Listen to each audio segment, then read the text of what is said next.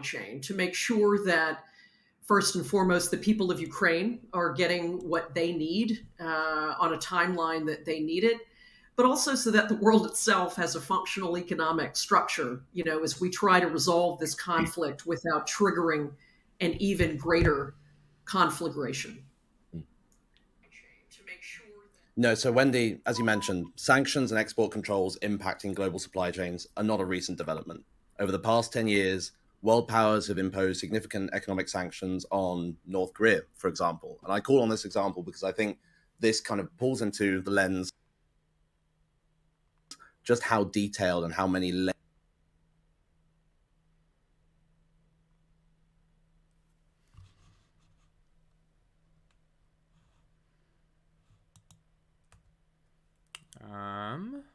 fix this real quick.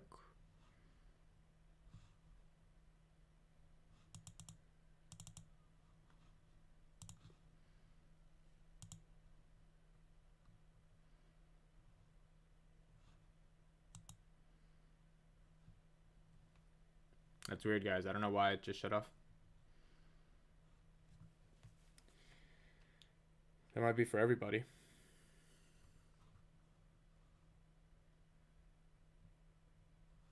in the short term. I see the solution to this challenge being split kind of into two areas. The first of which being data-driven supply chain transparency to maintain a real-time picture of the supply chain at multiple tiers. Now, this is key to understanding exposure not only at tier 1, i.e. your immediate suppliers, but also at tier 2 and beyond where possible. Now, of course, sanctions and other factors is changing over time. So, Jack, before you actually give your second example, I just want to make sure I'm hearing you correctly. So, in other words, you're really proposing or talking about creating a kind of real-time common operating picture, for lack of a better phrase. 100%. So I think the key there is, and this is a concept we talk about a lot, like having a kind of a digital twin of the supply chain is a topic that many seek to achieve. But the challenge is ultimately, and I think this is the key technical challenge as well as organizational, that having just one lens on the supply chain, as in if I'm a customer or an organization with my global supply chain, just using what I know from my one view into that supply chain is never going to be enough to build up a 360 picture. So in order to expand that view beyond just my immediate sense of the world and to kind of the higher tiers of that supply chain, you need additional sources of context. You need to be able to join up the dots in a dynamic model, which is also, of course, updating in real time so that, as I say, you understand your exposure to different suppliers and the sanctions and disruptions they may be exposed to, but also you're able to action on it in real time and see how is this going to impact my operations and what can I do about it? I think that operational layer is clearly, is clearly key, right? As we talk about organizational effectiveness and how to achieve that greater degree of efficiency. But again, overall, just improving how the business foundationally is working and so forth. Any final thoughts to sort of, closing the feedback loop, or how do we really understand the effectiveness of our decisions? Maybe said differently, how do we create decision advantage, right? How do we bring speed to value for folks sitting in organizations who have all of this data, don't necessarily know how to make sense of it, but know that they want to see themselves kind of for the first time, and they know that what they're sitting on in terms of organizational data has within it the value that they can operationalize. So how do we do that? How do we advise companies do that?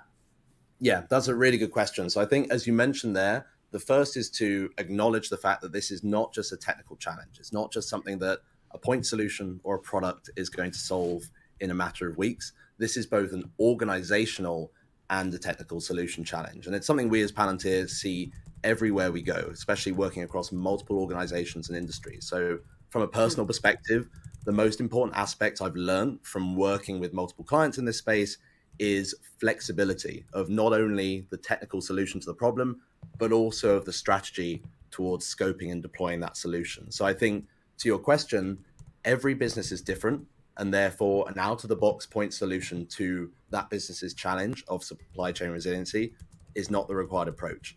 Instead, integration, both architecturally and strategically, is key to success. And we as Palantir are always at the ready to kind of tackle that problem in that way and achieve that transformation. But I think to kind of emphasize that point, you can't simply take the supply chain, rip everything apart and overhaul it in a day. It's actually taking, as to your point, the data and the capability that a lot of these organizations already have, and whether it's fueling it with that better supply chain foundation, that data model foundation that provides that real-time view, or simply taking those existing point solutions and connecting them into one coherent operational layer to actually drive decisions and collaboration. That's the key to deploying this not only effectively, but also quickly. So, as I say, we're talking in terms of weeks rather than a multi-year engagement. So, really, your bottom line is this is a way to use data transformatively in terms of business operations. You know, Daniel, 100%. what Jack was saying, it's really interesting. I mean, I think, again, any decision maker, wherever he or she sits within government or within a commercial entity, is always trying to figure out how to make the right or a right decision at speed and kind of at the right time, right? Both operationally and also from a risk perspective. And assessing risk is key, right, to making those sets of sound database decisions. How do we analyze and minimize risk exposure and enable decision advantage in organizations? That's a great question, and really building on Jack's comments as well. It's fundamentally, to me, it's almost like we've entered into this period, almost bellum Romanum, right? But very much akin to the sanctions world, right? Because the far-reaching effect of this war is going to drive complexity and quite a large degree of uh, internal review to fully understand all of these problems that are going to arise at an organizational level, at a business process level, even at a fundamental technology level.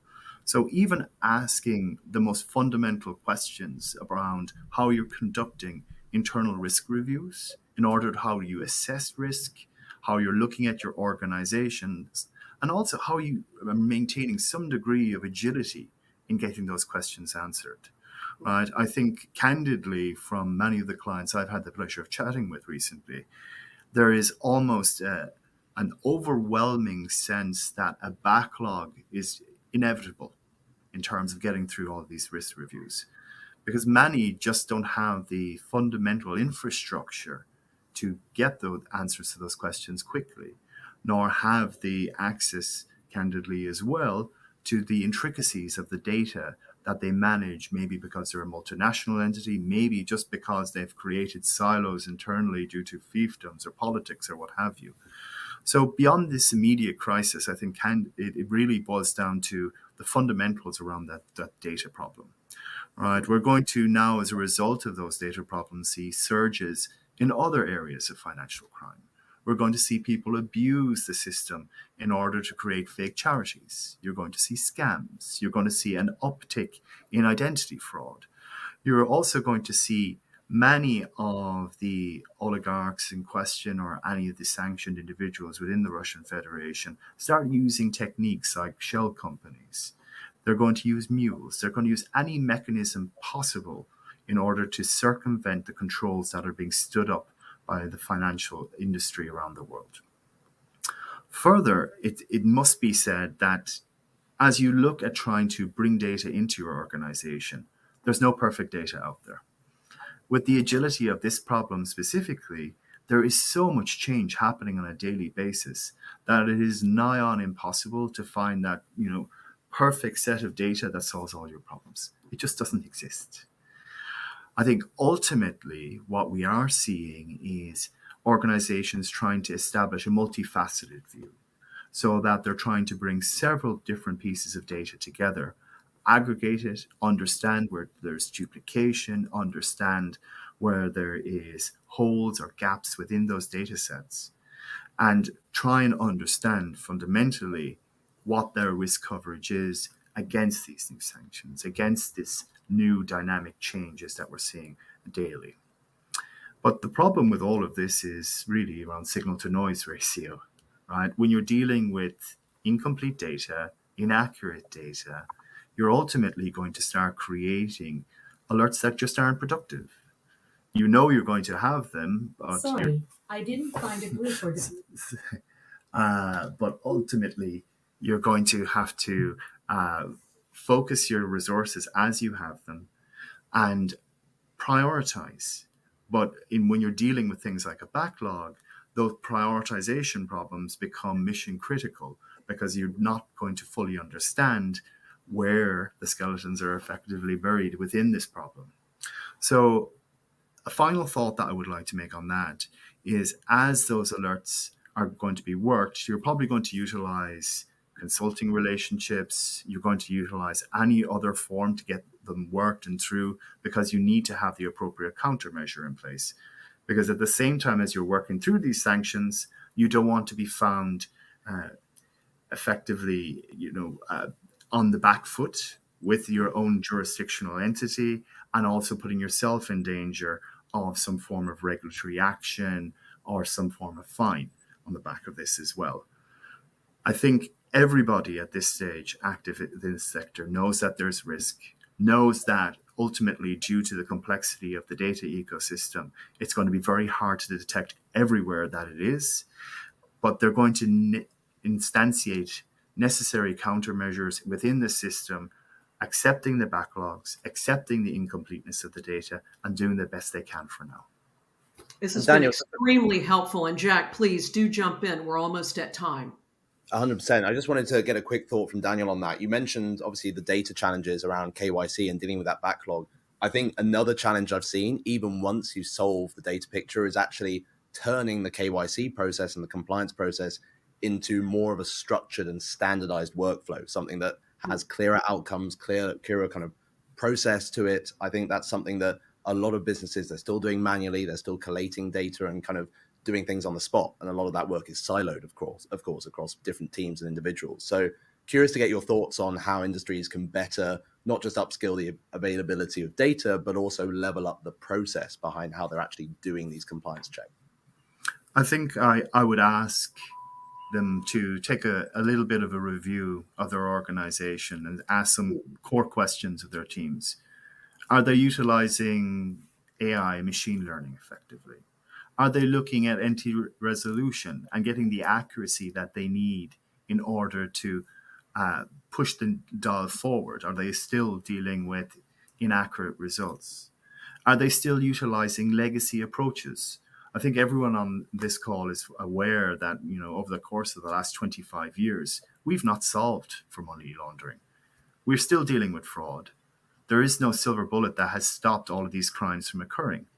So we need to be smarter. We need to be faster. We need to think more dynamically about how do we insert some degree of agility into what is fundamentally a very complicated problem. So yes, I think ultimately we're going to see that need, that adrenaline shot in order to get organizations moving and try and solve these KYC problems more closer to real time, more enrichment necessary, and also in maintaining that risk-based approach. Well, Jack and Daniel, sadly, we're at time. 30 minutes flies by. This is an incredibly important conversation. I really appreciate your thought leadership. And I just want to say thank you for joining our LinkedIn Live again.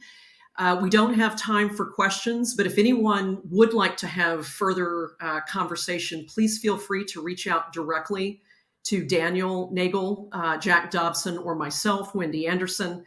You can also send questions to business@Palantir.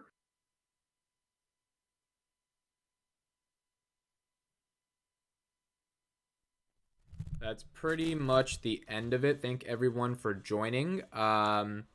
This was an interesting event. Essentially, they described this idea that in a chaotic world, what happens to supply chains and how can supply chains be affected, but also what goes on with financial fraud in a chaotic world. And they were talking about some of the Russia situations that's been happening and some of the other larger issues that have been happening as a result of the chaos that we are seeing.